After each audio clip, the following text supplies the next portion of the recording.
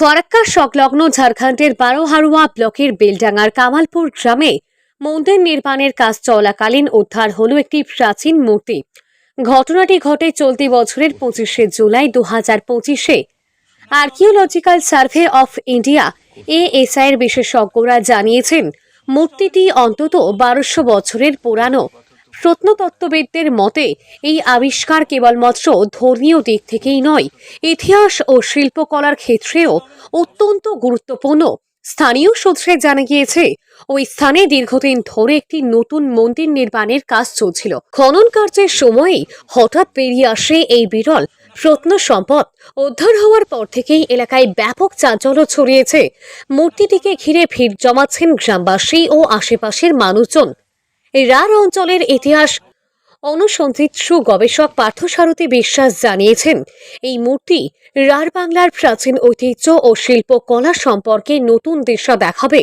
তার মতে এত বছরের পুরানো এই মূর্তি প্রমাণ করে সেই সময়কার ধর্মীয় বিশ্বাস, সামাজিক রীতি এবং শিল্পকলা কতটা উন্নত ছিল।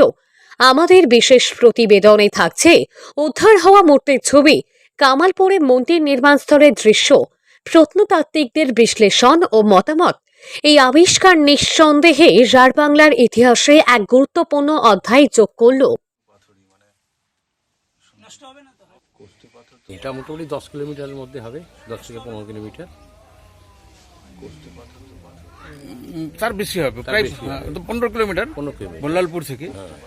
তো এই যে আর্কিওলজিক্যাল সার্ভে অফ ইন্ডিয়া বলেছে এটা 1200 বছরের পুরনো, একদম সত্যি। আদপে এই এলাকার ইতিহাসটা কি? ইতিহাসের চর্চায় কি বলছে এই এলাকার ইতিহাস চর্চা? এই ইতিহাসের চর্চা বলতে গেলে এখানে 3টে স্তর আছে, খুব সংক্ষিপ্তভাবে বলতে গেলে। একটা প্রাক আর্য, একটা আর্য, তারপরে একটা স্তর।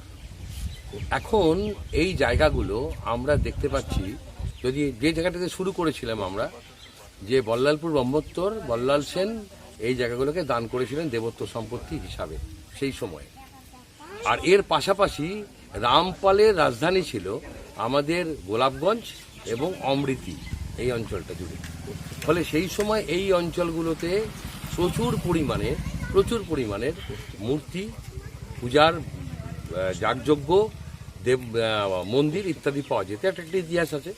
আর একটা ইতিহাস আছে, সেই ইতিহাসটা হচ্ছে যখন ইসলামিক যুগ শুরু হলো, তখন তৎকালীন রাঢ়ী ও ব্রাহ্মণ যারা ছিল, ইসলামিক যুগ যখন শুরু হলো তখন রাঢ়ী এবং বরেন্দ্র ব্রাহ্মণরা, এবং তখন বল্লাল সেনের যে চণ্ডী মূর্তিগুলো আমরা পাচ্ছি রয়েছে, এবং তখন কিন্তু বিভিন্ন জায়গা থেকে এই মূর্তিসহ ব্রাহ্মণরা কিন্তু চলে আসতে শুরু করলো এই সাইডটাতে। কারণ এই সাইডটাতে এখন অনার্যদের বাসস্থান, সাঁওতাল, ভিল, কোল, অর্থাৎ বৃহত্তর যে রাঢ় ভূমি এই সাইডে তারা চলে আসতে শুরু করলেন।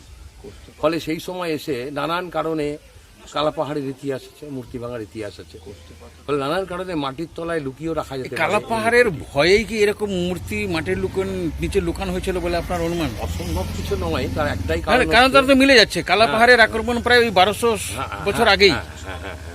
হ্যাঁ, ফলে অসম্ভব কিছু নয়, কারণ আমরা যে ইতিহাসগুলো এখানে পাচ্ছি তাতে কিন্তু মানে নিজেদের যে প্রত্নতাত্ত্বিক মূর্তি বা প্রত্নতাত্ত্বিক জিনিস বা নিজেদের পূজারী যে জিনিস, সেগুলো মাটির তলায় ভয়ে পুঁতে রাখা হয়েছিল, যাতে কোনোভাবে এর উপর আক্রমণ না ঘটে। এর সাথে আরেকটা ইতিহাস আমরা একটু যোগ করবো। সেই ইতিহাসটা না যোগ করলে খুব বিষয়টা আসবে না।